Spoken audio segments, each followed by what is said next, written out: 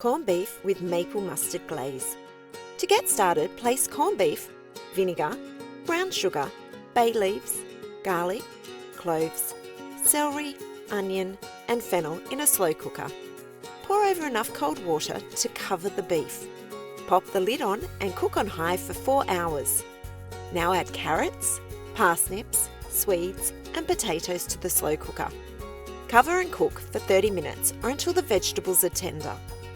Meanwhile, preheat the oven to 200 degrees Celsius.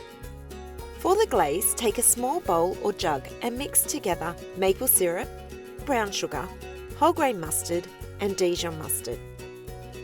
Remove the beef from the slow cooker and put in a roasting tray. Using a slotted spoon, scoop the vegetables from the slow cooker and arrange them around the beef.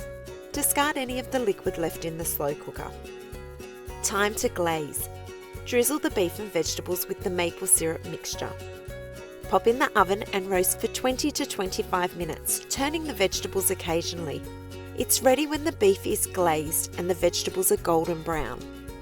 Enjoy this delicious corned beef and veggies, slow cooked until tender and finished in the oven.